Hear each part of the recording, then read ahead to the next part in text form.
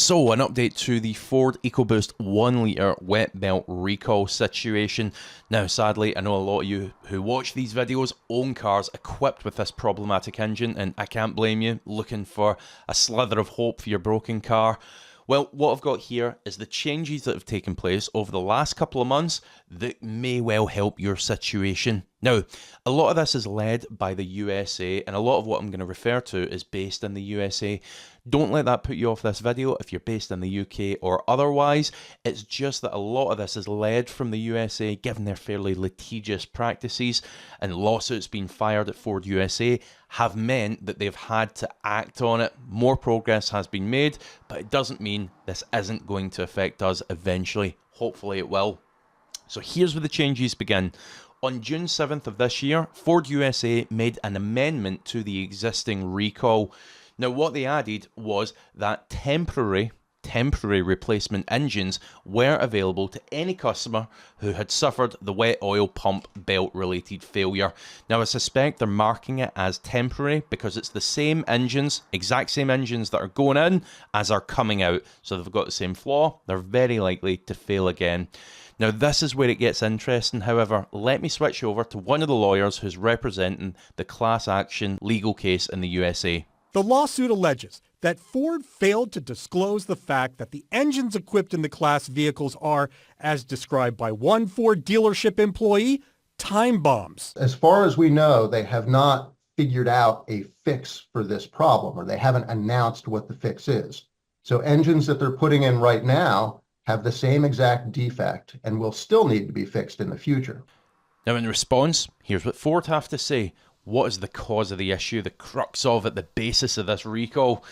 It may be possible for the engine oil pump drive belt tensioner arm to fracture, separate from the tensioner backing plate, and or the oil pump drive belt material may degrade and lose teeth, resulting in a loss of engine oil pressure. Effectively, they're referring here to the lower portion of the wet belt setup. Jeez, they don't publish any of this in the brochures, do they? And yeah, exactly what they're saying there. That's what we see, sadly. The belt material breaking away, being caught in the oil pickup, leads to low oil pressure. Boom, needs a new engine. This next part is important. Get a load of this.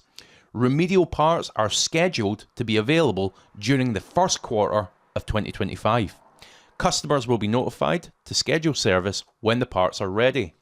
If the engine in your vehicle fails due to a damaged oil pump belt and or oil pump belt tensioner, Ford has authorized your dealer to replace the engine assembly as an interim, temporary as we spoke about, repair before the availability of remedy parts for the final repair.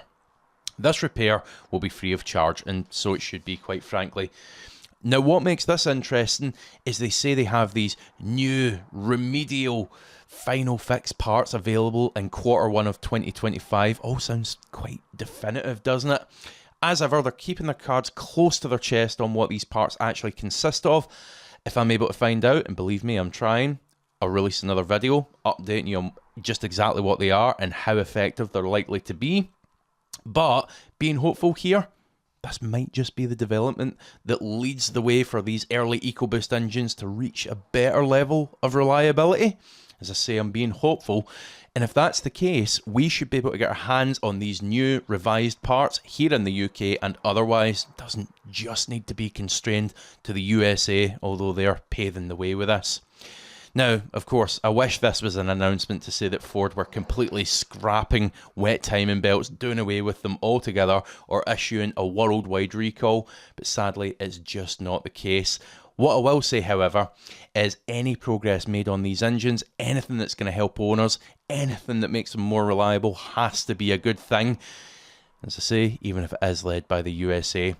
Short video today, but I wanted to give you this update, and if I'm able to find anything else out about these remedial parts, as I say, you'll be the first to know. But as ever, if you're shopping for a new car in the meantime, here's a handy service to know about. Vehicle Score. Put the plate of the car you're thinking about buying into their service. It'll tell you the good and bad points for completely free, and if you are thinking about buying it, buy one of their paid HPI reports for a full background. I'll drop a 15% discount voucher in the description below. But for now, thank you so much for watching. Please do hit subscribe for updates. Drop your thoughts in the comments section below. Hit like, and I'll see you for the next one.